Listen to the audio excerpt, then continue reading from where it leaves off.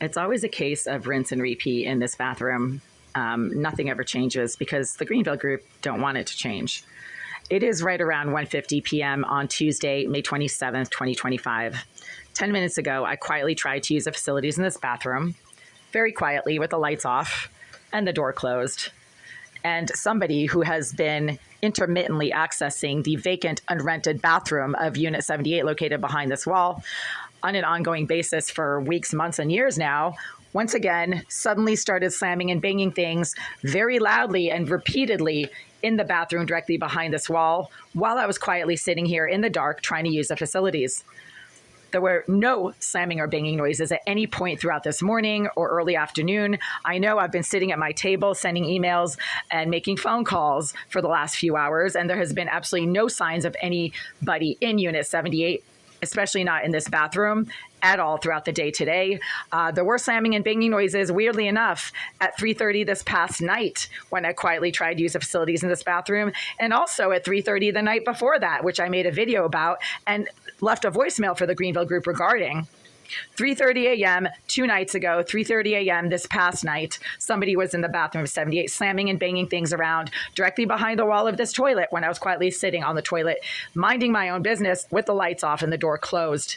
The slamming and banging only happens when I happen to be trying to use the facilities in this bathroom, and that just happened 10 or 15 minutes ago at 1:45 or 1:40 p.m. on a Tuesday, when if the Greenville group is, doing what they're saying they're doing, which is renting to a legitimate occupied tenant in Unit 78, then that person would most likely not be smacking and slamming things around behind this wall. The kicker that it is probably the same psychopath and sex offender pig that they've been choosing to house in 78 on and off for the last 11 years is that there was also some marijuana smoke coming from behind this wall. And when I was using my rape whistle to try to create some noise privacy for myself while I was sitting here, that same person or somebody associated with them started using a directed energy weapon that they themselves have admitted to using in multiple written comments on my social media pages. Directed energy weapons are a thing. It's not science fiction. It's not something that, is only in James Bond movies. It's actually used pretty commonly by law enforcement departments all over this country. Why in the world law enforcement in Boston would provide a psychopath like Jasmine Irizarry with a directed energy weapon, I don't know. But she has bragged herself in multiple comments on my social media pages that she is using a directed energy weapon, that she's aiming it at my head. Although when I was sitting here on the toilet 10 minutes ago, it was not being used on my head. It was being used on my neck and my chest. You can feel it. It literally feels like you're being like electrocuted. I mean, that's the only sensation I can compare it to. It literally feels like you have an electric current suddenly running through you, where 2 seconds ago there was nothing.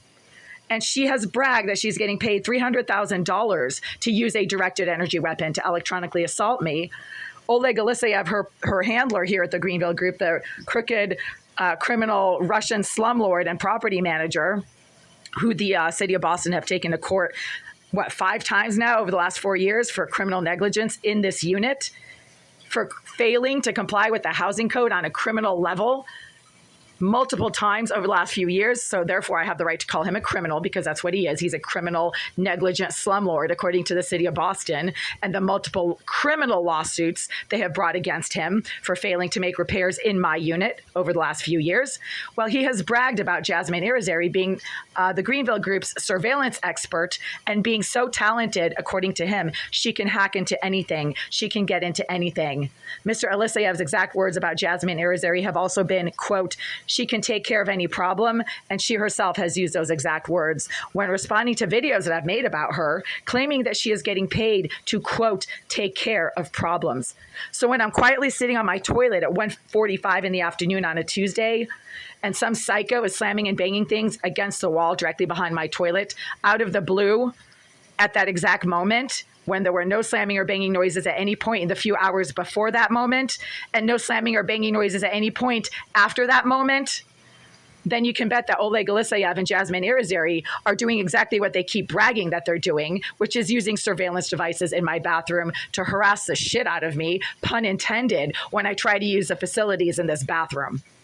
It's a disgusting, sick and twisted situation, and I'm not the one who is coming up with this. I've lived in this unit for 13 years.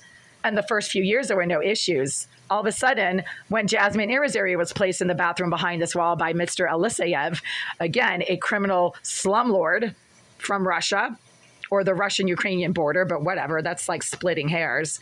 It's like saying that somebody is from upstate New York and it's kind of like on the Canadian border, so they're Canadian but American, whatever, same thing.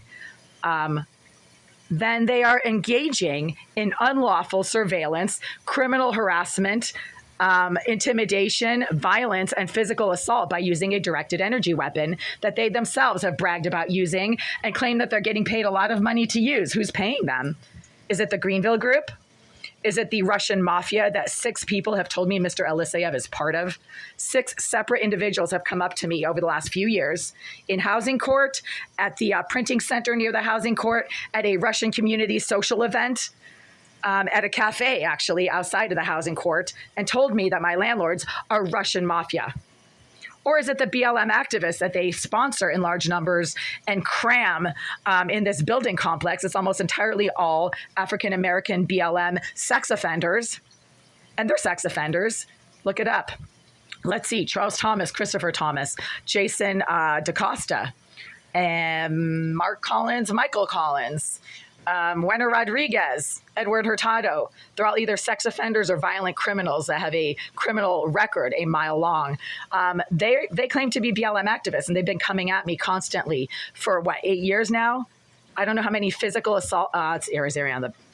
Wow, that is Irizarry, the fat, stinking, smoking pig.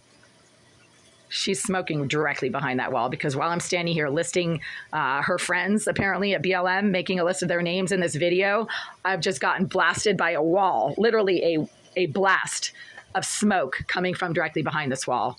That is the unique behavioral thumbprint of the sex offender and psychopath Jasmine Irizarry that the Greenville Group have been permitting to access the vacant premises of the bathroom of 78 behind this wall for 11 years now. Nobody else is able to suddenly, deliberately propagate intense and sickening amounts of smoke and fumes into this bathroom within a few seconds when I'm doing something that she doesn't like, that suddenly causes her to get all triggered and psychotic and start like getting jiggy with her smoking device. I don't know if she's vaping or smoking or burning or whatever it is, using a fan. But all of a sudden, this entire corner right here has got marijuana smoke pouring from that wall. So I'm correct.